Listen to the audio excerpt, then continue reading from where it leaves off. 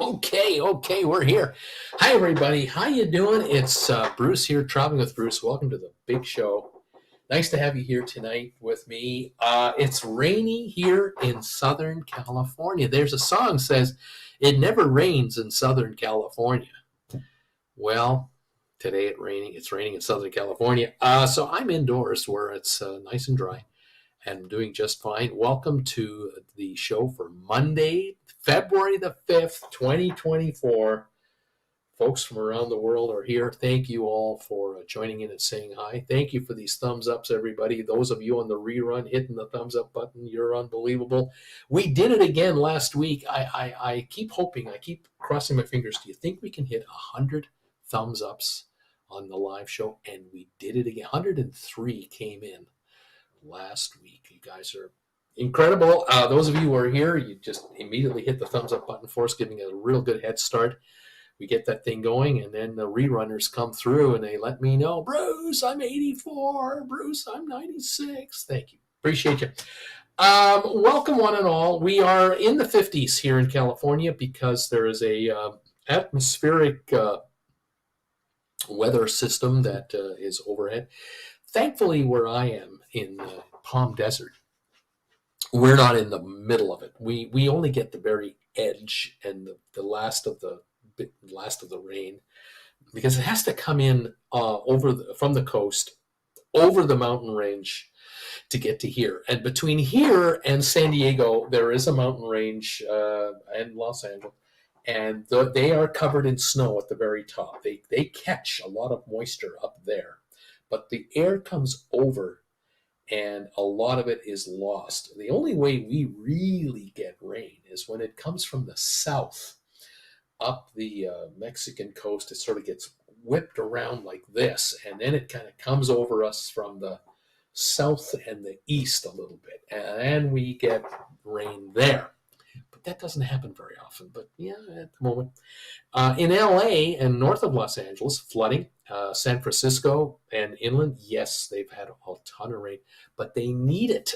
Interior, the inland area of California always could use extra rain. I'm crossing my fingers, that this year's rain delivery and snowfall in the Sierra Mountains, which will run off all summer, spring and summer, I am hopeful that enough of that falls over areas of California where we've had wildfire problems the last 5 and 10 years, so that we don't have a really bad fire season this year. And of course, if it can go to Oregon and Washington State north of us into Canada, which it is, it'll solve and hold off forest fires this year for Canada, because last year was a bad year for forest fires, and the year before. So we'll see how it works out. Anyway, we're okay. How is it where you are, folks? Let me know, what's the temperature where you are at. Are you still suffering from winter conditions, or are you abnormally warm? What's the price of gas where you are? Here in this area, I think the poor folks with gasoline engines, Jen and I are driving a Tesla again this year, so we don't fill up for gas, but I think $4.50, $4.25, $4.75, somewhere in there, they're paying that kind of money around here for gasoline. Unbelievable. What's it where you are? Let me know. Thank you all for popping through here and joining us. Robert Mailhout, thank you, my friend. Good evening. Number 1 thumbs upper tonight. Thank you, buddy. Shane is here. Thumbs up, Bruce. Sean Butler, number 6, Bruce, in Northwest Arkansas. The high today, 61. Gas was $2.87 a gallon. Pretty nice day around here. Sharon, hi there, Bruce, and TWB family, number 8 tonight. Thank you, Sharon. Ken Kareka, hi, Bruce, and Jen. From Janet and Ken and Janet, the temperature is 32 degrees with clouds and fog coming in off Saginaw Bay. The gas is $3.11 a gallon. We're number 7 tonight. Stephen Stair, good evening, Bruce. Gas $2.85, temperature 29 here in Michigan, and 13 days to our 2 back-to-back cruises. Right on, Stephen. Fantastic. John Anderson, hello, everybody. Richard Carlin, Richie is here. Welcome, buddy. Terry Gallant is in the house. Imagine the amount of snow in Cape Breton, a year's worth of snow in 4 days. This is New Brunswick, or Cape Breton, Nova Scotia, pardon me. This is the New Brunswick, Nova Scotia, PEI area, the Maritime region. Not sure if Newfoundland is getting much, but maybe they are too. But boy, has Nova Scotia gotten whacked with snow. A year's worth of snow in 4 days. That is 10 feet, 8 feet. That's too much. Kevin Chapman, the author himself, is in the house. Hey, Uncle Bruce, last big show before the Super Bowl. Beautiful sunny day and 40 degrees here in southern New Jersey. Hope you avoid the floods and mudslides. Thumbs up number 12 from me. Indeed. Yeah, we are very lucky here. It's very calm. We don't get that kind of stuff. Thankfully, we don't get it. We do get flash flood warnings in certain regions in this area. But interestingly enough, this valley became occupied by people starting in the 50s after the Second World War. Palm Springs, which is against San Jacinto Mountain to the east of us, it was established and was used by Hollywood movie types starting in the 20s and 30s. And by the 50s, Palm Springs was a nice little city, little town, but people were moving out into the valley here. And by 65, 67, 68, we already had little communities out here like Palm Desert, where I am, and Rancho Mirage, and Cathedral City, and La Quinta. But there was a flash flood back in the late 60s, a real bad one. It was one of those 1 in 100-year events. And there was rain that got caught up in our mountain ranges here for several days, dumping tons of rain. And the problem around here, and similar to Phoenix, Arizona, Tucson, is if you get a dump of rain too much, too quick, it can't absorb into the ground fast enough. And so you have rain running wild, going downhill. That's what rain does. And we have various washes around here where naturally, over thousands of years, water would come down and would then run down in an absolute out-of-control flood. And this happened in the late 60s. And the city fathers of the valley here got together, these communities, and they worked with the government of California and the federal government to designate certain areas of this valley wash zones. And so over the years, there have been built by man concrete floodways. We have these canals that most of the time are bone dry. And these canals are concrete lined. They're 10, 15 feet, 20 feet deep, 50, 100, 200 feet wide. We have some washes here.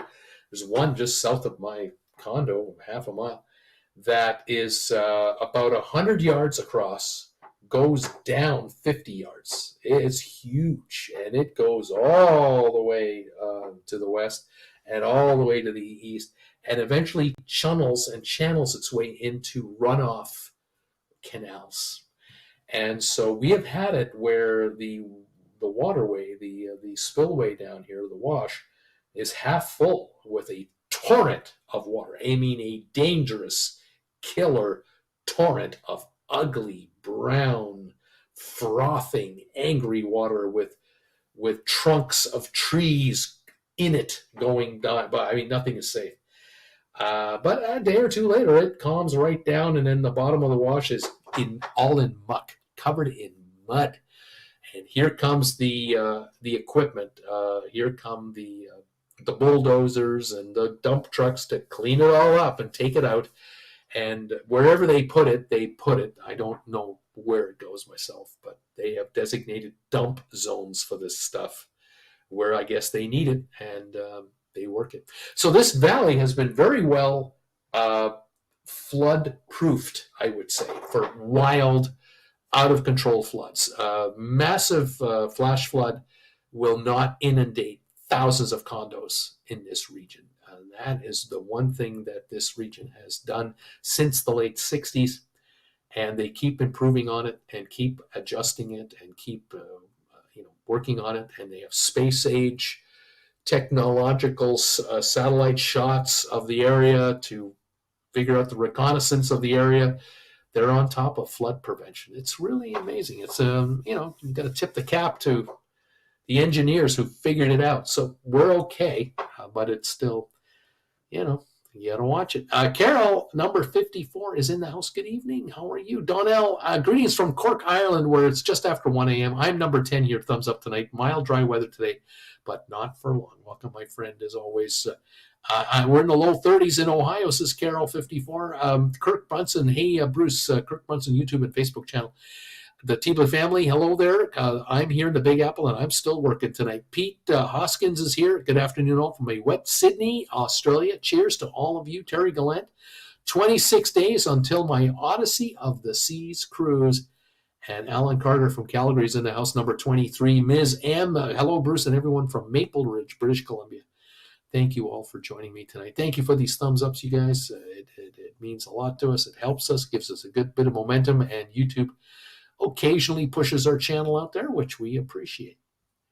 The good news here, just to give you an update now, is on Auntie Jen. Really good news.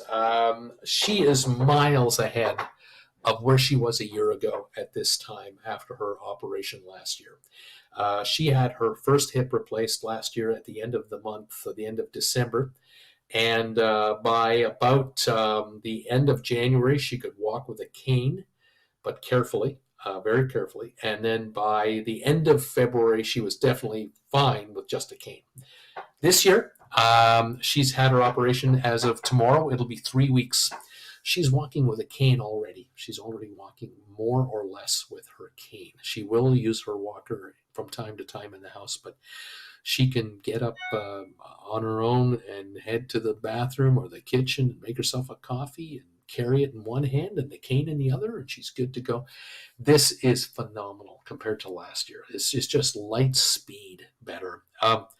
She has this ice unit. This looks like a cooler that has a hose attached to it that connects to these pads that you Velcro around your hip, and use Velcro straps around your leg. You connect this hose to this pad, and the water goes through the piping inside the pad, and at 40 degrees your skin cools down, and then the pad is expanded and contracted with air like a blood pressure machine as the water is running through it. It's a phenomenal machine to help in recovery from surgeries like hip surgeries with the swelling can be very painful.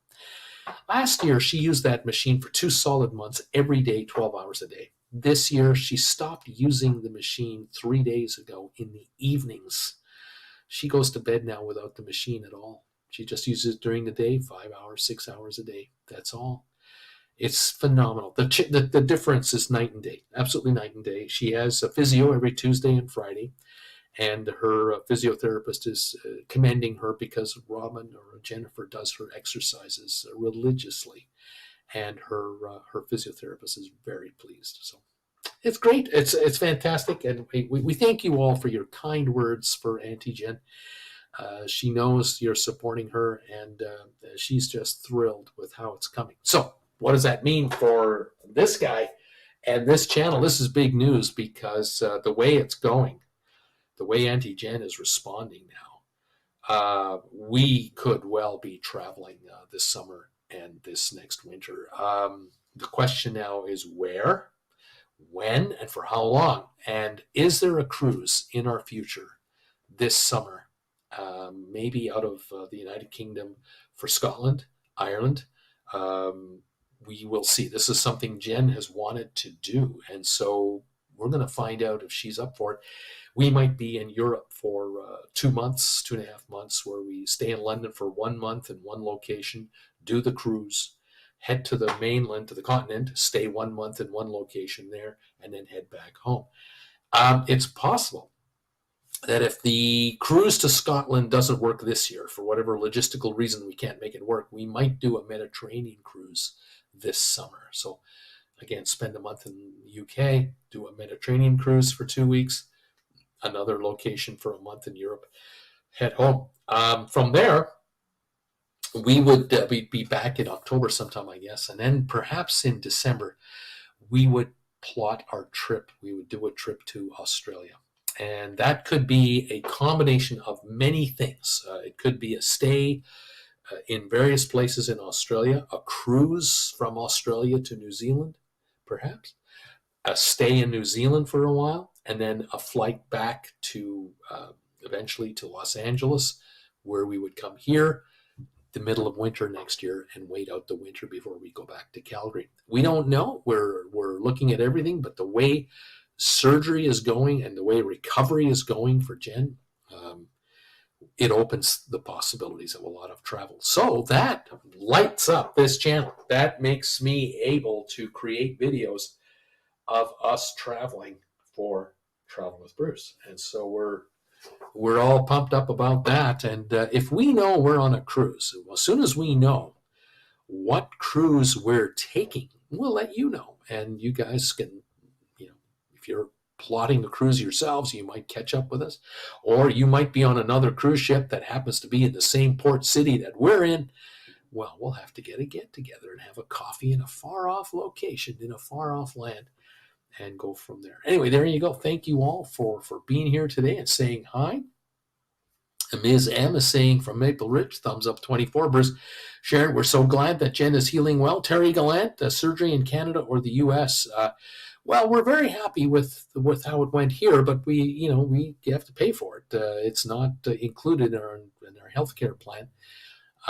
Interestingly enough, last week the phone rang on Jen's telephone, and it was a medical office from Calgary. Apparently, the wait list has caught up with Auntie Jen, and they were offering her an appointment in the next month or so for to have them take a look at that hip of hers that she had replaced last year. So, only a year after we got the hip replaced, we got a call from Canada about having a look at the hip that was replaced. So we informed them that, I'm sorry, folks, but we've been on the list with you now for, I guess it was 2 years, and, we're on the list the year before the hip got done. It's all done, and the second one is done. We paid for it down here. So, thanks for the call, but we couldn't wait. The pain was ridiculous, and the inconvenience of it all. And apparently it's not the first time they've heard this. Okay, we'll take you off the list then. Thank you for letting us know. Yeah, get on to the next one. Unbelievable. Olga, thank you for the update on Jen. You both must be so happy with her progress. We are relieved, thrilled, very happy. Yes, Nathan, number 24. Hey, buddy, gas $2.66 a gallon. We're at 60 degrees today. Thank you, Nathan.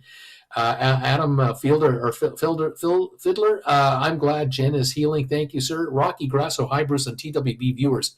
It's 38 Fahrenheit in Chesapeake, Virginia today, and it will be cooler tomorrow. Gas is $3.10 a gallon, and I'm the number 19. Thumbs up today. BW, hello from Moses Lake, traversing across the state this evening. Hello, BW. Great to see you here tonight, pal. All the best to you and your family. Thank you for joining in. Guys and gals, today I have a little bit of news for you, not too much, but I've got a couple of other things for you I wanted to talk to you about, all about cruising. But first, let me tell you that apparently the word is out now. The Royal Caribbean people have officially booked the ship known as the Allure of the Seas. One of the first Oasis-class ships that was built at the time was probably the largest ship in the world. The Allure of the Seas, built in 2010, believe it or not. That is a 13-year-old ship now, is going in for dry dock. It's coming up for a 58-day dry dock at a cost of $165 million. That's how much it's going to cost to refurbish this ship. And they're going to modernize it. They're definitely going to upgrade their Wi-Fi from front to back, bow to stern. They're going to add some additional attractions, modify restaurants. They're likely going to replace all the furniture in the restaurants, refurbish all the booths, replace carpeting, redo walls, sound system upgrades, television upgrades. Inside the rooms, they're going to do a massive refurbishment inside the rooms. If they haven't already, I'm sure they've already replaced mattresses every so many years to replace them. They'll do another complete replace of all the bedding. They'll replace all the towels, all of maybe the carpeting in every room. Perhaps some of the sinks will be replaced, depending on the wear and tear of everything. How much they're going to do in the kitchens downstairs and down below deck, there'll be tons of work there. They'll obviously be doing work in the engine rooms and the bridge. $165 million, 58-day major refurbish. There was a time that Royal Caribbean would build an entire ship for $165 million. But those were known as the 90s, and those days are long gone. And so the Allure of the Seas getting a complete redo. Apparently, there's another story in the media right now. I don't want to bore you with the gory details, but the headline is that one of the Cunard ships, might have been the Queen Mary 2, I'm not 100% sure, norovirus, 140 cases of norovirus broke out in 2 days. Just 2 days. Boom, full explosion. This story never stops. This norovirus thing is every week another one. So I don't want to bore you with that. I'll leave that alone. Norfolk, Virginia. The folks in Norfolk, Virginia are saying no to cruise ships.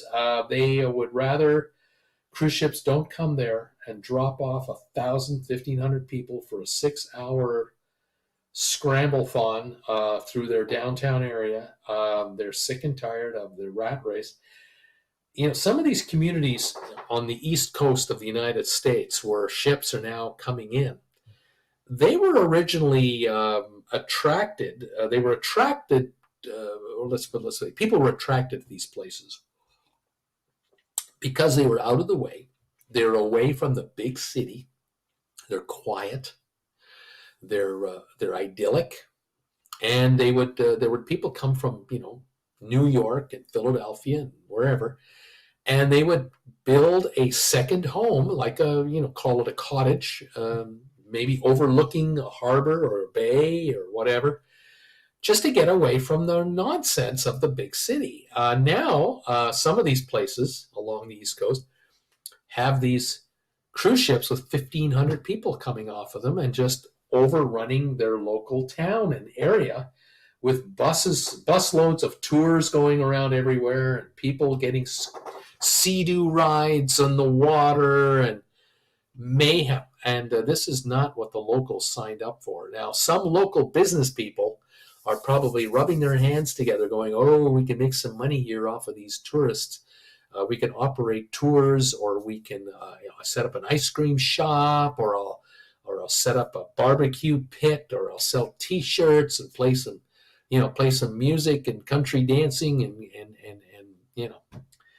make some bucks off of these folks. Well, this is not what that town was created for. That's not why locals, or let's say seasonal locals, they're not coming in there for 3-4 months during the summer to be now sharing it with visitors in a hurry to have a good time, okay?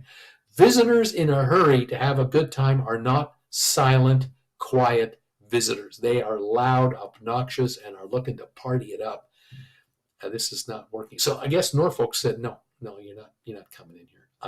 Now, I don't know if Norfolk is really a calm, quiet little community, but I've heard this kind of talk out of some of the places in Maine in particular. They're not too thrilled with what's going on. Anyway, that's a story that's making the rounds. I also wanted to kind of recap something with you folks. Now, many of you here are seasoned veterans of cruising.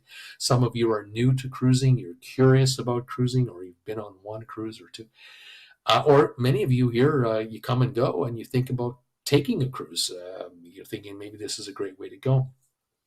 I wanted to kind of highlight some of the best and worst points about getting on a cruise ship. Why would you want to take a cruise? What's the best thing about cruising? And some of the points are like, The big one I found for Jennifer and I was when we would get on a 1 week cruise or a 12-day cruise, we only unpack one time. You get on the ship with your luggage that you schlepped with you, if you flew in the day before and you got into your hotel room, you opened one suitcase only, used a couple pieces of clothing, and then packed it up. And the next morning, get to the ship. Once you're on the ship, you unpack one time, put the suitcases under the bed, usually for storage. Put your clothes in the closets and in the drawers if they're provided. Put your bathroom stuff in the bathroom, and that's it. And now, enjoy your 7, 10, 12, 14, whatever length of cruise, and, not worry about packing up again until the night before you get off the ship. That's one of the nice things. Another thing, of course, is traditionally cruising is a good value. Now, that can be argued today, can't it? Things have changed. But traditionally, what a deal cruising has been, because it's one and done. You unpack and you're going to see 5 stops, or over a 10-day cruise, you have 7 different locations to go to.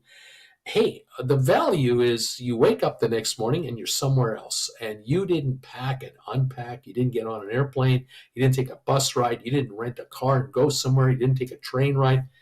You're just waking up the next morning, having breakfast, and where are we now? Oh, yeah, we're here, and we're gone from here this afternoon, and we'll be somewhere else tomorrow. Having a good value, having a trip like that can be a good value. Of course, if you're a family of 4 or 5, fantastic for mom and dad. They don't have to worry about packing the kids and worrying about what bed are they going to sleep in tomorrow or 3 days from now, and all this started. They're on the ship for the whole time, and the kids will find their thing to do that they love to do on the ship more than anything else. They find on the menu what they love to eat every day. It makes it simple for mom and dad if you're in one place, one ship, period. And of course, with the kids eating like they eat and running around the place, you don't have to worry about admission to a beach or go to a water park. It's on the ship. Part of the cruise. If you've already bought the package, you're good to go. Very good. Of course, if you're traveling internationally and you've not done this before, you've not really traveled very much internationally, it's kind of nice to know that if you're on a cruise ship that maybe starts in Southampton in England, you flew into London a couple of days ago, maybe a week ago, you spent some time in London, and now you're coming to Southampton, you're getting on a Royal Caribbean ship. The currency on board is American money. It's all U.S. currency. It's like home. English is spoken widely on board the ship. No problem. You're not in some far off third country. The other languages, if you're German or French, no problem. There are people who speak your language on board as well, because the crew of 1,000 people, there are a lot of languages spoken on board. Ships, generally speaking, try to avoid serious storms. Now, saying that, I know that I've talked to you and shown you images over the years of cruise ships that go right through a storm. I was on one of those. But when it comes to something like a hurricane and really nasty stuff, ships try to avoid these at all costs. They don't want a whole bunch of sick people on board a ship. They don't want a bunch of dishes falling out and dropping on the floor. Yeah, they want to make it as smooth and enjoyable as possible. So a cruise ship will try to avoid bad weather as much as possible. There's lots of onboard activities. That's another advantage of a cruise ship. You've got your trivia day, trivia questions. You've got karaoke contest, you got the piano bar, you got the stage show, you got a movie theater perhaps, depending on the ship you're on. You've got rock climbing walls, all the activities for you, your family, the kids, or the opposite. Stay in your balcony, stay in your cabin, stay in your balcony and read a book and enjoy the solitude of the sea going by as you relax in your cabin. Head for the pool deck or find a little nook and cranny on board the ship somewhere where you can grab a lounger and just relax. Many activities during the day and in the evening, including the casino, of course, to pass the time. You're not going to be really all that bored. Food choices, oh my, that's a big change over 25, 35 years. Some for the better, some not. Way back in the 90s, the 80s and 90s, it used to be that you would be on a cruise ship. You would have a seating time, a dinner time. It might be 5:30 every night. It might be 7 o'clock every night in the main dining room. That is when you would have dinner. And you would get a menu of items, and you'd have a wonderful choice. But it would be the same room every night. Now, heck, you get on some of these Royal Caribbean monster ships, you've got 22 restaurants. You can't tell me you can't find something to eat. There's got to be something to eat. Lots of food choices. The bad news, of course, is that in the old days it was all inclusive. Now it's not all inclusive anymore, unless you're on a 6-star cruise line. But if you're on a regular cruise line nowadays, you are getting nailed with costs because food is not automatically included at every venue anymore. Internet's available. That's a big deal, a big change for cruise shippers these days. When Jen and I took our first cruise in 2008,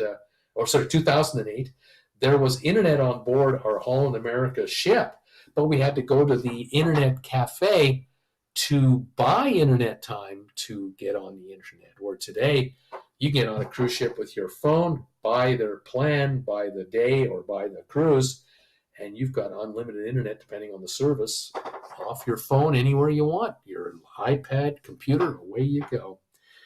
And of course, you can book onshore tours when you're on a cruise ship. You might find that you're on a 10-day cruise. First day it is a sea day, and day 2 you land at a certain place. But when you are pulling in or you are on the way to that location, you notice that when you get there, it'll be raining. It's just going to be a rain day all day. That's not the day to go on a zip line. That is not the day to go on a golf outing or walk the beach if it's raining. So you can book your onboard. You can book onboard short excursions when you want to. So if you know that the day after tomorrow is pure sunny forecast in location number 2, go ahead and book your onshore excursion. Now, in some cases, unfortunately, if you're on a big ship with a ton of people, you might not have that luxury. You might find that all the onshore excursions you're going to want to book are pre-booked by everybody else, and there's no more room at the inn. Well, it's not all that bad. You got the ship to yourself if you stay on board the ship. If you just get off the ship and stretch your legs for a few hours and then come back to the ship for the rest of the day, it's all yours. Everyone's off. On the other hand, sometimes the best excursions are those that you do yourself. You land in a place you've not been before. You grab a cab and say to the cab driver, take us to the highest lookout on the island. How much is it going to cost to take us to the highest lookout on the island? You've found another couple on board, two or three couples. You go and take a van and book that van for the whole day for $100. 6 of you, $15 each. And you got the van for the whole day, and it got the driver driving you everywhere, having a great old time. Sometimes that can be a benefit. You never know. Of course, you get to meet friends on cruise ships too. Sometimes you'll be seated at tables with other couples. You'll meet people you've never met before. They all have an interest in cruising. You're all on a cruise ship. And lifelong friendships are made on cruise ships from time to time. So there's that. Those are some of the positive things about cruising. Some of the worst things about cruising. I'm sure you have some yourselves. One of them is if you're on a big ship, lots of fellow travelers. Now, that could be a good thing or a bad thing. If you're single and you're available, you might like the fact there's a lot of people on board the ship. A lot of other singles might be on the ship, or other folks, 2 girls traveling, 2 guys traveling. Who knows what can happen? But if you're you're looking for a quiet getaway with you and your wife or whatever, family, and you're on a ship filled with all kinds of kids' activities, it might not be a quiet cruise for you, and that might be a negative. The other one, another problem with cruising is something that's happened now in the last 5-10 years. It's really kicked in. Add-on fees. These add-on fees that are now hitting every cruise, 4-star, 3-star. The tipping has gone crazy, upwards of 20% gratuity charges on anything you order. These so-called specialty restaurants, the very first time that cruise lines were offering specialty restaurants, it was Norwegian that originally offered a steakhouse. It was $10 a person to go into the steakhouse. Eat whatever you want. It's just a $10 surcharge. Now, you want to go into a steakhouse on Norwegian or Royal Caribbean or on Carnival Line, you're going to be paying $40, $60, $100 each. Maybe you're paying the menu price on each item, much more expensive.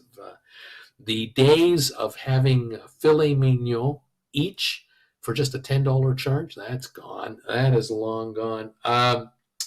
Noise from your neighbors. I have a personal experience on this. Noise from your neighbors can be a problem. It all depends who your neighbors are and what the noise is. Remember, cruise ships now, when they're built for the last 20 years, they are built like a giant Meccano set.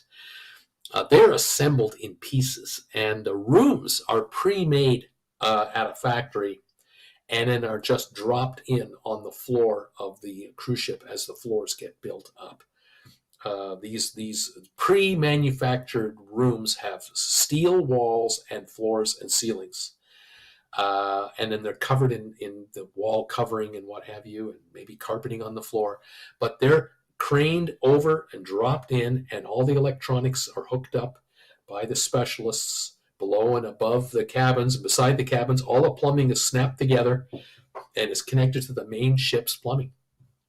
And these cruise ships with 2,200 cabins are thin, really thin walls between. They might have some insulation, but not a heck of a lot. And sometimes you can hear arguing going on, if that's what's going on next door. Sometimes you can hear sounds of an amorous nature happening next door, if the folks next door are akin to expressing themselves in a higher volume way. You might get that. You might appreciate it. You might not. It depends on your circumstances. But sounds of kids screaming and jumping up and down in the bed, yeah, you're going to hear that too. And you don't know until you get there just who are my neighbors and what are we dealing with here. It can be an issue. Yes. Casinos. Cruise ships have casinos.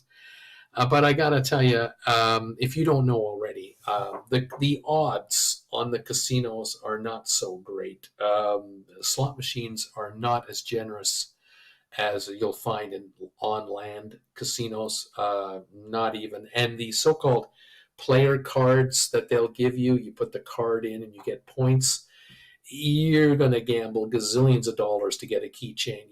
These aren't necessarily all that generous. It all depends on how much action you put in on the machines, but you're going to lose, baby. I'm sorry to say that's not so good. Norovirus. I was just talking about that a few minutes ago. Norovirus is mega contagious. And the problem with norovirus is that if someone has a norovirus and they touch a handrail as the ship moves a little bit and then they move along, if you touch that handrail within 48 hours, the virus is still alive. If it hasn't been cleaned up by the staff, but by the time you touch it, you're done. Now look, if the person directly in front of you has norovirus and they're holding onto the handrail and you're holding onto the handrail right behind them, you just got norovirus. You caught it. But if it's been 6 hours that someone went down the hallway and the cleaning crew from the cruise line doesn't show up until midnight to start cleaning the hallway handrails, you're going to catch it from someone who was there 6 hours ago. That is a fact, and it is a nightmare for cruise lines because there are only so many hallways on the cruise ship that you can go down.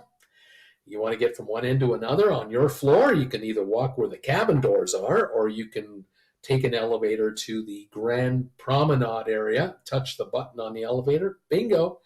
Hold the door for somebody, bingo, you got it. Touch a handrail beside the water fountain, you got it. Use a public bathroom, who knows. Go along a walk on the promenade deck. Go to a bar and touch the bar and sit down and swivel on your chair. You might have it. You don't know. It'll take a day or two to have its effect. You don't know where you got it from, how you got it, but you got it. And you're now spreading it because you're now spreading the virus that you have. And it will run through a ship so fast, it is unbelievable. What can you do? Not all storms are avoided by cruise ships when there is a storm ahead. And how many times have you seen videos on YouTube of people in their cabins showing you the angry seas, my friend, that is happening out there? Sometimes ships need to get from point A to point B because that's where you get off and 4,000 other people get on. And that captain is getting there and you're going through some real crap. Not a fun time, I'll tell you that. Some ports are not safe versus other ports. What can I say? It is what it is. The U.S. State Department will tell you, be careful. Cruise employees will tell you if you're getting off a ship at any port of call, depending on where you go, you might be asking for an issue. Now, if you're going with a group of passengers on a bus to go to a zip line theme park somewhere, you're going to be all right. Likely a security officer might even be on the bus with you, so that's even better. But if you're going for a walk in downtown Nassau to kind of see what it's like in good old downtown Nassau, there might be a wrong turn here and there you don't want to make. There have been many, many reports over the years of issues at various places around the world, Mexico, muggings in Honduras, you name it. So that's something you need to really do your homework on for sure. Tour operators might not be as consistent in quality as others. My daughter and I took a cruise to Europe on the Norwegian Jade back in 2008. We were on, I think it was an 11-day cruise, Southampton to Barcelona. We went into Italy and Spain and France and had a wonderful cruise. We got off the ship in the port city that you go to Rome, Sicily, the one I can't pronounce, the port in Italy for Rome. And we were going on a day-long escorted tour to Rome to see the Colosseum and have lunch in Rome and to go to the Vatican City, have a tour there. And we got off the ship in groups of 40 or 50 people, whatever it was, and came down the walkway, and I could see 30 buses lined up all along the side of the ship, all parked one beside the other. Every one of them was spanky clean, brand new. They were less than a year old. They looked fantastic. And you got on these buses, smelled fresh, seats were not worn out. You could tell the flooring, the rubber flooring was not worn down. These were the good buses. And I thought, wow, this is nice, because we had to go 50 miles from the ship to downtown Rome and back. And air-conditioned comfort, quiet ride, air ride, fabulous. We stopped about 45 minutes into the trip, bathroom break, variety store at this gas station, pick up some chips or chocolate bars, get a pop, whatever. Great, absolutely great, well run, well organized, tour guide on board with us right from the ship. right downtown. They were with us the whole day. We got to know that person. They got to know us, and it was fabulous. The admission into the Coliseum was included. We passed thousands of people in line right in the Coliseum, had 3 hours in there or 2 hours in there to enjoy. After that, it was lunchtime. We gathered up at a meeting place that had been organized. On the bus, I believe, went about I think we walked 2 blocks to this restaurant. Everything was primo. The waiters were waiting, the staff was waiting, the food was ready, timed to the minute, and we were in and out of there in about an hour with salad, the main course, dessert, coffee, wine, ready to go. Great.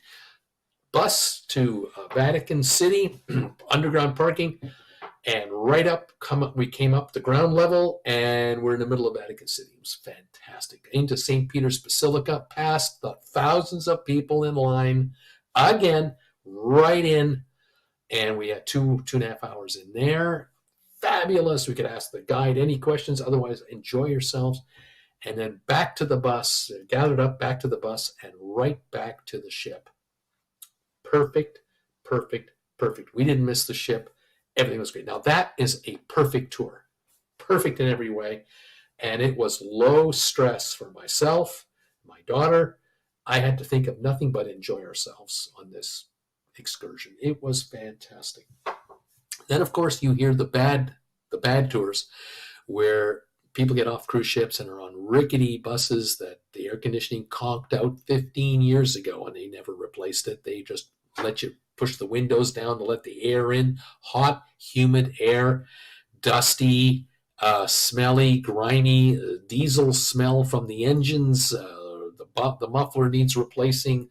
The driver is in flip-flops and shorts and a T-shirt, smoking a cigarette. I mean, it's bad news. These are the kind of tours you want to avoid at all costs. But how can you? You don't know. It depends on the cruise line, depends on the operator, and sometimes it's the location. What can I say? So, there are times where tours just aren't what they crank up to be. What can I say? Sometimes a medical emergency can screw up a cruise. And I'm not talking about you getting sick. You're fine. Your family's fine. Nobody in your family has a medical problem. You're all great. But you're at sea, and all of a sudden, the captain comes on the air and says, we have to divert our ship off course. We have to go over here to this location. We have a passenger on board that is in critical condition in our infirmary, in our medical wing. This screws up the whole thing. This screws up the location or the arrival on time where you're going next. You might even miss the port you were going to go to because you are off 4 hours off line, which means 4 hours to get there, 2 hours to get rid of this person, 4 hours back to where you were to get to where you go. You've missed your next port of call. The problem with that is if you're part of a wedding party and the wedding was supposed to be at the next port of call, you're not making the wedding. The bride and groom might be on that ship, and they're not making their own wedding at the next port of call. These are the nightmares of a cruise that can happen, whether it's a hurricane, medical issue, diversion, mechanical problems of a cruise ship that can happen. Everything is blown out. Schedules are ruined. Sometimes family reunions are blown to bits. You've got 40, 50 people from a family on board a ship, and they're looking forward to get to port so-and-so because at that port in that country, there are 50 relatives that have come in for a 6-hour get-together, 8-hour get-together. Not going to happen at the last minute. This is the problem with a big cruise ship with a lot of people on it. You just never, ever know. And that's the way it can go. Sometimes ports will cancel cruise ships. And of course, lately, as I've said earlier, we are seeing Venice doesn't want cruise ships anymore. Barcelona, fewer. Marseille really wants fewer cruise ships. And some Caribbean islands want to charge a lot more for a cruise ship to come in for that head tax. They're looking for a money grab. They got budget problems, and they view cruise ship passengers as cash cows. And they're going to charge $20 a passenger for that ship to dock at that port. You booked a cruise a year and a half ago. You prepaid for it. You got the early booking discount for the cruise with the balcony and the drink package and this and that and all the other stuff. You've dropped all kinds of money on the cruise line. And then with a month to go, the cruise line announces, we're not stopping here, we're not stopping here, we're going here, we're going there. And you were all set for 2 of those ports. They were on your itinerary. That's why you booked the cruise. And you're not going to go there now because last minute changes. This is an issue with, can be a bad issue. What can I say? It is what it is. Anyway, those are some of my thoughts. I'm sure you have your own. The best of cruising, the worst of cruising. Is life perfect? Not really. It is what it is. Anyway, Terry Gallant says major 3 cruise lines reporting 80% of inventory for 2024 is sold. Going to be difficult to find a deal. JJ, I live near Washington Crossing, arguably the most significantly historical location in the country. Tourism is minimal because the local neighbors would have a fit. Same sentiment as Norfolk. Jeff, not in my neighborhood, I guess is what that is. Jeff is saying, I think the problem with ports rejecting cruise passengers is a direct result of the cruise lines going all in with huge ships and bringing so many of their large ships to the U.S. market. Well, that's a good point. I agree there, Terry. Specialty dining, the big pet peeve I have here. Voyager of the Seas experienced flooding on its way back to Galveston through a storm. Yes. Chivi Tuvi Kia. Chivecchia Tuvi Kia. See, I can say it. I have no problem saying that. My worst tour was in Rome, says Sharon. The creature comforts were fine, but the guide was awful and wouldn't stop talking about Mussolini. Oh, no. Ron Clark, what sick something has a problem with another person getting ill? And Sharon NIMBY, not in my backyard. There you go. Yeah, not in my backyard. Exactly. What can I say? What are you going to do? Cruising, when you're dealing with a vacation with 3,000 to 5,000 other people, stuff happens. And of course, the reality of cruising over the years is that cruise lines used to really cater to seniors. It would be 55 and older most of the time on cruise ships. If you ever watched episodes of The Love Boat back in the 70s and the 80s. Now, with cruise lines having all kinds of events and other family-oriented activities, you got all ages, obviously, but the senior component is still an issue because if a third of all passengers, 4,500 passengers, 1,500 are over 70, you have 1,500 potential cases of an illness that could pop up, that could be serious for seniors. I mean, that's just natural. It's the older you get, the more vulnerable you are. What are you going to do? It is what it is. Captain Stable Bruce, have you been to Charlottetown or Corner Brook as a cruise stop, Eastern Canada, before? Nope, I have not. Anyway, there you have it. What can I say? It is what it is. Okay, now I have one more thing to talk to you about today on my show. And by the way, thank you all of you who've been hitting the thumbs up button here while I've been talking away. We're now sitting on a total of thumbs up count now.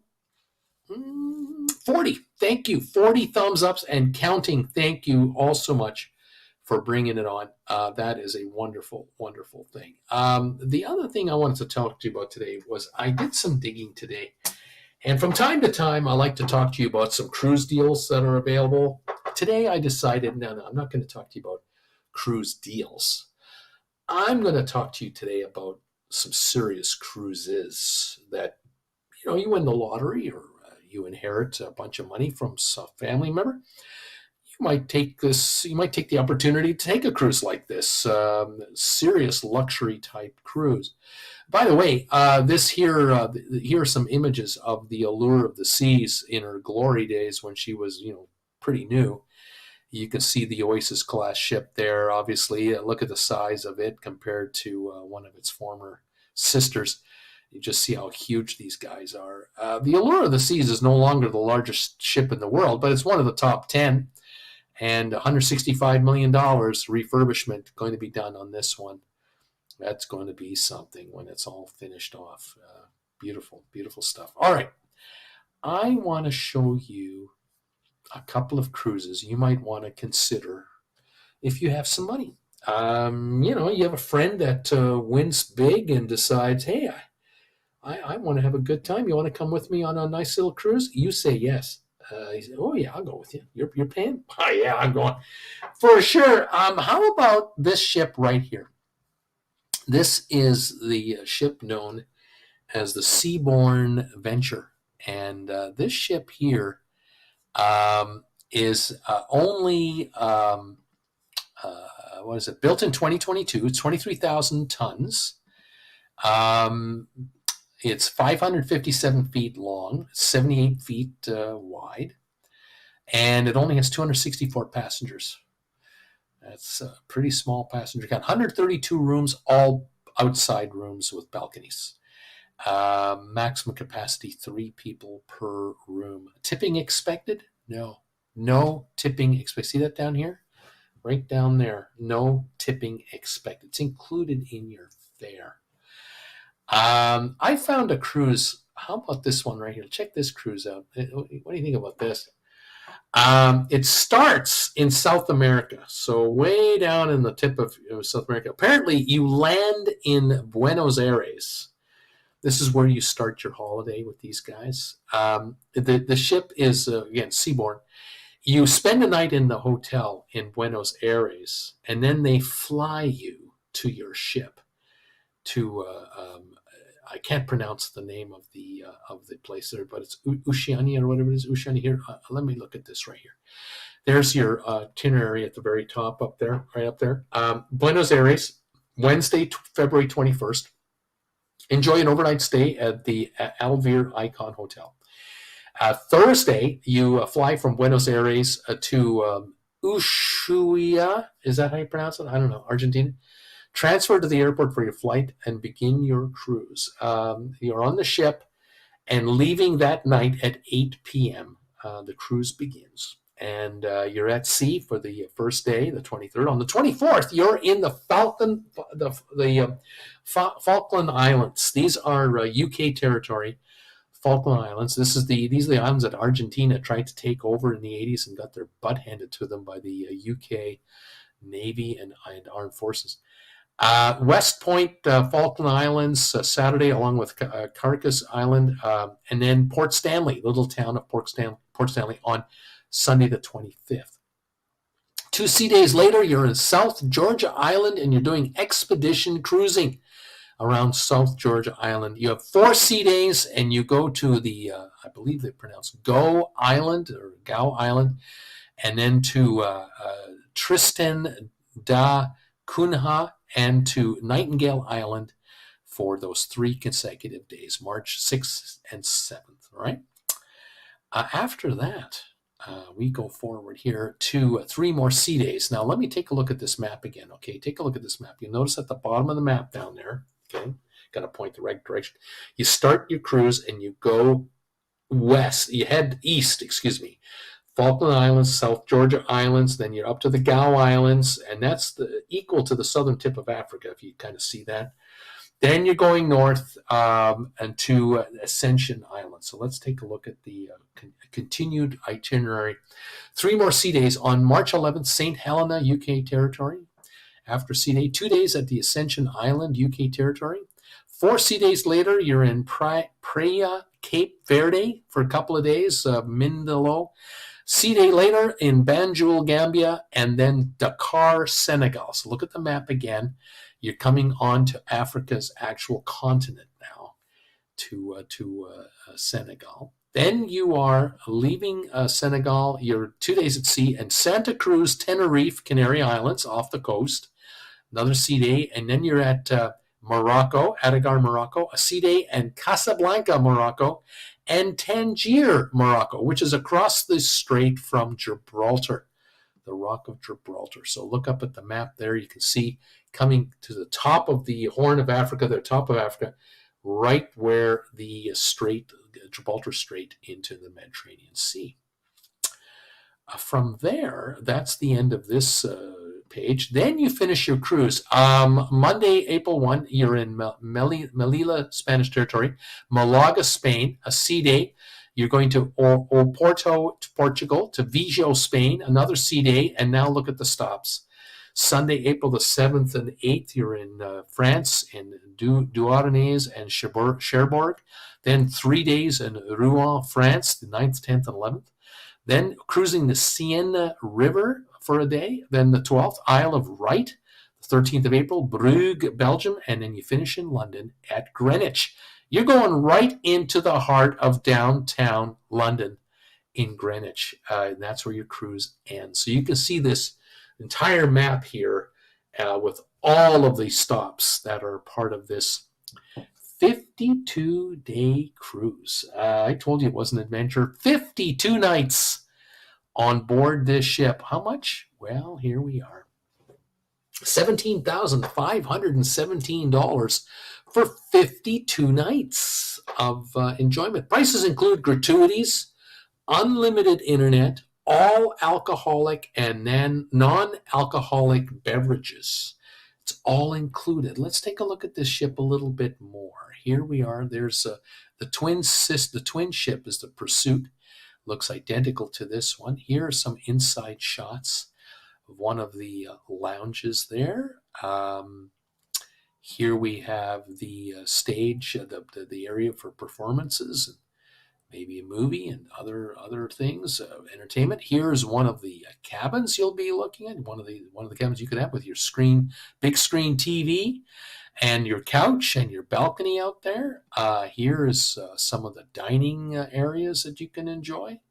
Here's an overhead shot of the back of the ship here with the infinity pool at the back and loungers and the various decks above it. Matter of fact, here's a close-up of your infinity pool that you can enjoy with those hot tubs just in the back there, overlooking the back. Isn't that wonderful? Here's a shot of your sauna. Going in to enjoy a sauna break. Looking out. You can look out, but they can't look in. Don't worry. You want to get a nap? Here are those heated ceramic loungers that they have. Nice. This shot here. These are the three restaurants on board your ship. The first one is the main restaurant. Then you have the Colonnade, which is their buffet, and then you have the patio grill. And enjoy yourself, all included, no extra charge. In the very bottom, it says, in addition to the restaurants mentioned above, the Seabourn Encore also features complimentary room service, available 24 hours a day. Course-by-course dining is also available in your suite during restaurant hours. Early riser coffee and pastries are available as early as 6:15 a.m. in the Constellation Lounge. So, nice looking little cruise. Yes, it is pricey at $17,500. But you think about the fact that $1,000 would be $20 a day in tip money per person. So that's 1,000 of the 17,500. Alcohol. Can you imagine what it would run to buy alcohol at cruise ship prices for 52 nights or 51 night cruise? You got to figure $30 a day, I would think, at least, maybe $40 a day, depending, especially coffees and everything. So there's 2,000 right there. Internet, you got to figure that's at least $25 a day for high-speed internet. That's another $1,200. And no specialty dining to worry about. It's all inclusive. It's going to be 6-star quality. So you're not paying an extra $2 or $3 grand in meals. So that's all inclusive. So if let's say 4,000 is inclusive of this entire deal here, that's not so bad. You're paying $13,000 or so for a 50-night cruise on a 6-star cruise like that. That's actually value. It's not a Carnival price cruise. Let's not kid ourselves. This is 6-star luxury on a ship like that with only 264 passengers. 264 passengers. Yeah, that's pretty nice. Welcome to another world of cruising, another kind of cruising. that you might not be exposed to on a regular basis. Isn't that amazing? Timeless Truths. I see 41 thumbs up. Keep up the great work, everybody. JJ, Tristan, Cooley, Tristan, a group of volcanic islands in the South Pacific Ocean. It is the most remote inhabited archipelago in the world. Carl Ambler, Trump 2024. Congratulations, Carl, and good luck to you on your quest for Mr. Orange Boy to become president of your country again. Good luck to you on that. And, nice. It was nice to have had you here. Continue on. Okay, let's move on to another cruise. How would you like to take another cruise? How about this ship right here? This one right here. This is the Regent Seven Seas Mariner. Okay, Regent Seven Seas Mariner, 6-star. I got an 18-night cruise here that starts March 1st until March 19th. Sydney to Singapore. Here is the itinerary here. They don't label the stops, but I'll tell you the stops. But we're at the very bottom. We start in Singapore and Sydney, work our way up to Singapore. This ship here was built in 2001, but refurbished in 2018. If I'm not mistaken, this ship may have been stretched out. It may have been stretched to be made longer. 48,000 tons, 709 feet long, 93 feet wide, 696 passengers. So that's, less than half a typical passenger ship now. Certainly for the size, that's quite enough. We have outside cabins only, 348. They're all verandaed, so they all have suites. Dining options, I'll show you. Tipping expected, no tipping expected. 6-star cruise line, all right? Here's your itinerary. You would leave Sydney on March the 1st. And then you're in Newcastle, Australia, the 2nd. A couple of sea days later, you're in Townsville, Australia, then Cairns, Cooktown, 2 more sea days, Darwin, another sea day, Komodo, Indonesia, Bali for a couple of nights, Surabaya for a couple of nights, or one night, and then Semarang, a sea day, and then 2 nights in Singapore. This sounds like a great cruise. You finish in Singapore for 2 nights. These are your restaurant choices. There are a total of 6. Here are 3 of them here. The Compass Rose Restaurant main dining room, the Sette Mare at La Veranda, the Chartreuse French cuisine. That looks pretty nice. Here are the other 3 restaurants. Prime 7 Steakhouse, Poolside Grill, and La Veranda.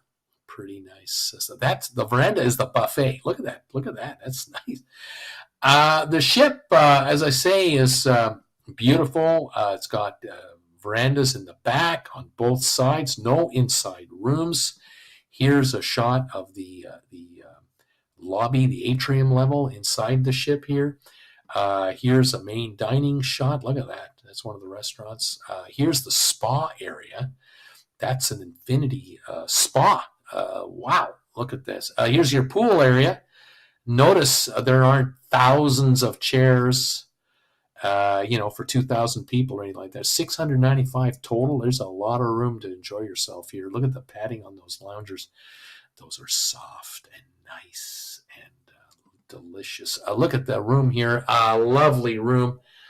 Nice. Look at the bathroom. Twin sinks. Yeah, I could handle that. I don't know about that waist scale, though. I'm not so crazy about that. Do you really want to see that?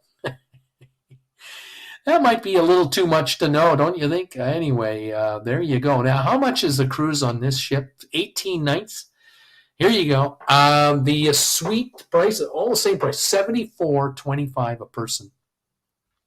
This includes all gratuities, select alcoholic and non-alcoholic drinks, specialty restaurant dining, unlimited internet, and select shore excursions. That's not too bad. That's pretty good stuff. 18 nights.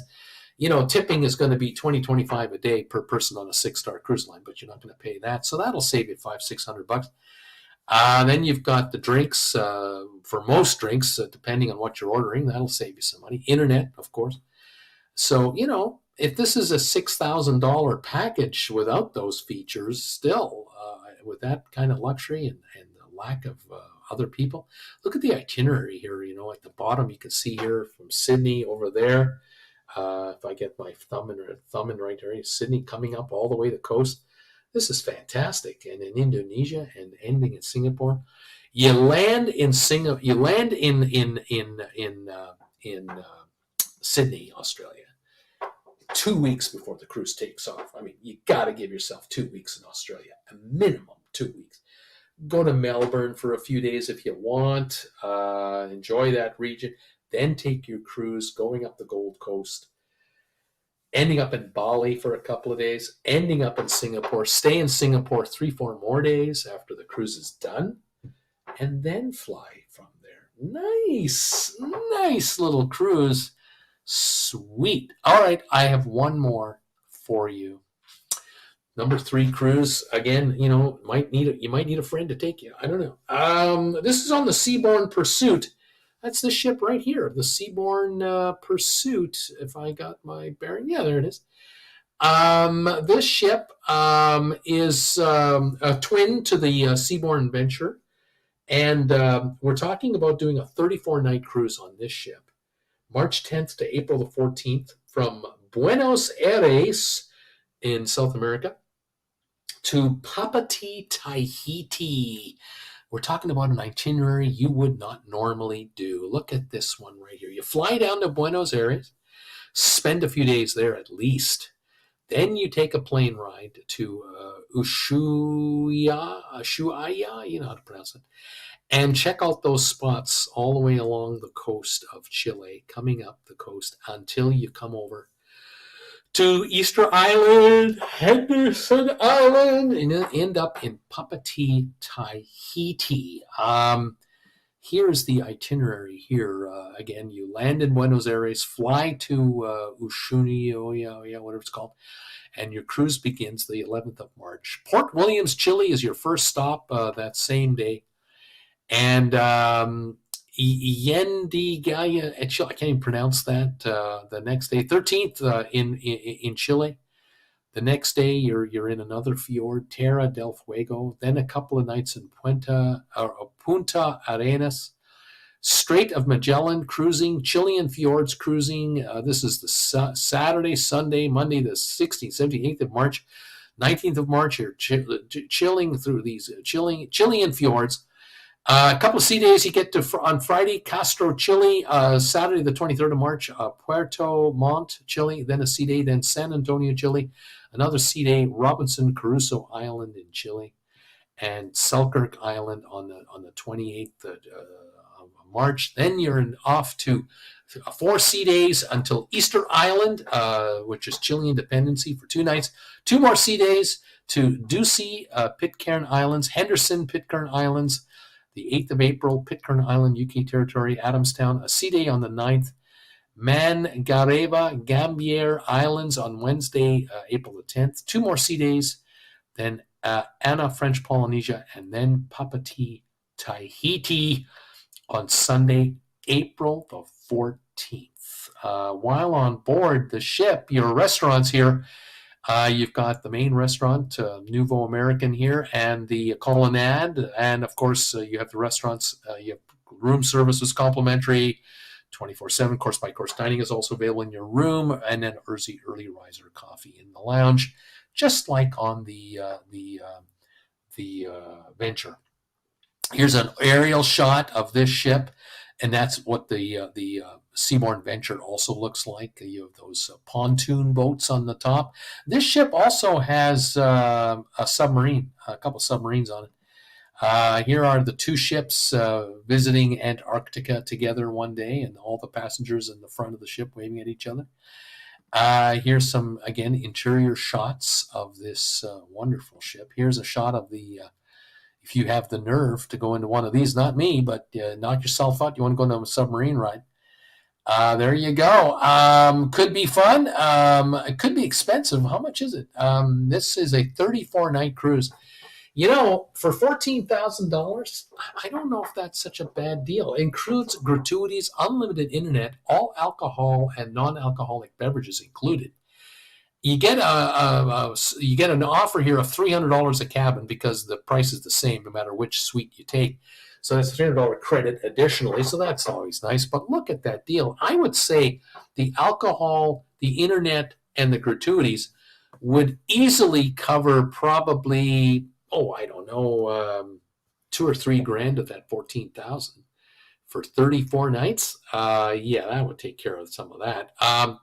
This is $11,000 net cruise for 34 nights. That's for that kind of luxury and that kind of a cruise. I would go with it.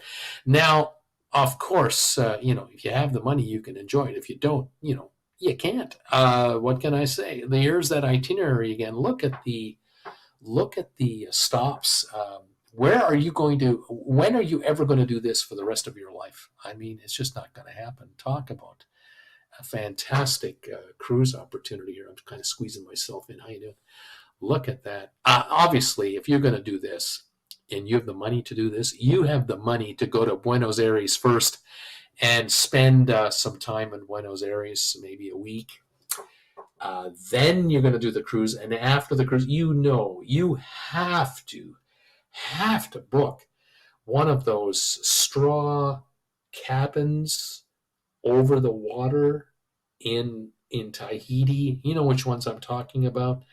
You got to have one of those, and then you work your way home from there. I mean, come on. I mean, this is a once in a lifetime bucket list excursion cruise. Wow. With all of these amenities, all of these amenities. Pardon me. Here we go. Here you have these. You have the hot tubs here at the back of the ship, and on the side of the ship, and the front of the ship. Here's the sauna, the infinity pool you'll have on this cruise. There's what the back of your ship would also look like. It's the same as the Venture. Look at this. Nice or what? Welcome everybody to 6-star luxury cruising that very few get to enjoy, because this ship as well as the other one was built this time at 2023 at 23,000 tons, 264 passengers. That's all that can be on it.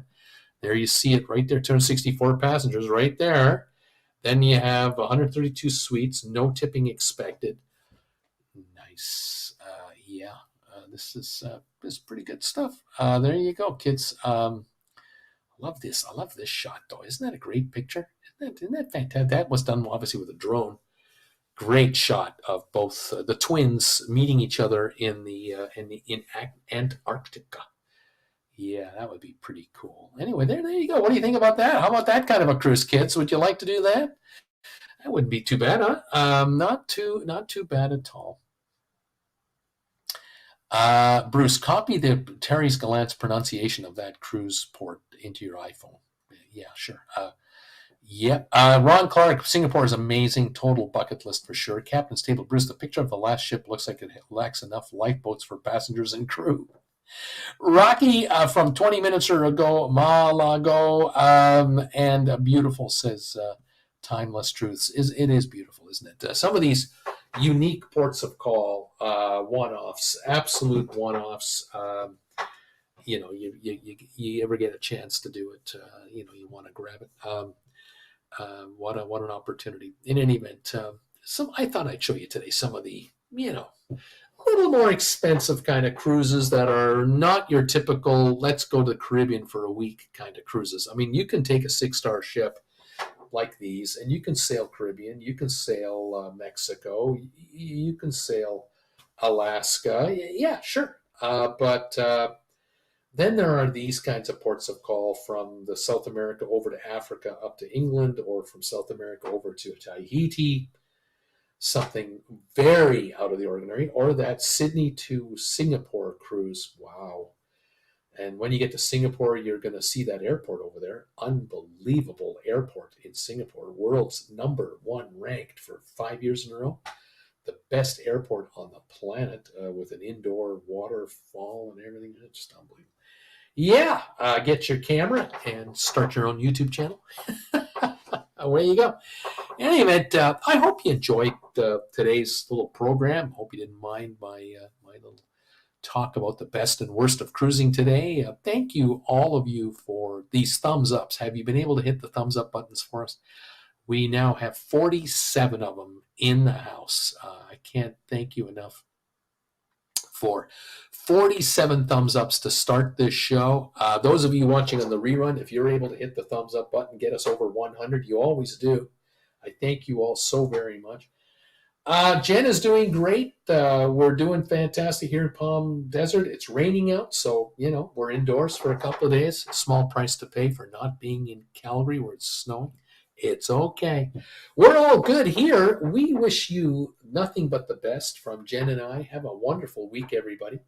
Safe travels to all of you wherever you're going, if you're going on a trip, and make sure to hug a relative a little longer next time you see him, or a friend, or what have you, an acquaintance. You never know when it's the last time, so make it a good hug and make it count. Thank you all for being with me again this week. It's much appreciated. I do love you all for this. Sharon, have a great week, everybody. Robert, we'll see you tomorrow morning. Uncle Bruce, I will see you on Stock Markets with Bruce, my other channel. We'll see you tomorrow morning, 8:30 Eastern time. I'll be live for sure. Stephen Butler, thanks, Bruce and Jen. Thank you, Stephen, and thank you, Robert, Sharon, Timeless Truths, Rocky, Captain's Table, Ron Clark, thank you. Thank you, JJ, for being here. Thank you. There's Captain's Table again. Thank you, Terry Gallant. Thank you to Jeff Gunther. Thank you to Ms. M today. Louise is here. Thank you. BW, thanks, buddy. Rocky, of course. Alan is here. Nathan was here. Thank you, Nathan. Olga. Who else was here today? Alan Carter's always here. Alan, buddy, thank you, man. Terry Gallant, Pete Hoskins, thanks, Pete, and Kirk Brunson's YouTube channel and Facebook channel. Thank you, pal. Carol54, Donnell from Cork, buddy, thank you for being here live and on the rerun. You're awesome, pal. Kevin Chapman, the author himself, thank you. Richard Carlin, John Anderson, Stephen Stair, Ken and Jen from Saginaw. As you know, I love you guys. Got your envelopes the other day. Thanks, guys. Thank you all. Stephen Butler, Shane, thanks, Shane. All of you for popping in and saying hi, being part of the telecast tonight. All of you on the rerun, thank you for joining me, and thanks for these thumbs ups, helping out. We love you guys. We'll see you next time. Ron, thanks. It's been a time, but love seeing you. Gotta go. BW, thanks, buddy. All right, last thumbs up count right now. Let me update it one last time. Thumbs up meter says a total of 48. Thank you, everybody. Keep them coming in if you can. We'll see you here next Monday, 7 o'clock for my sponsor members for the Hangout Show, 8 o'clock for all of you guys for the big show. We'll be here next week. Keep you updated on what's going on in the cruise world, and hopefully it's getting sooner and sooner that I'll see you on a cruise ship sooner rather than later. Thanks, everybody. Have a great night. Goodbye from Palm Desert, California.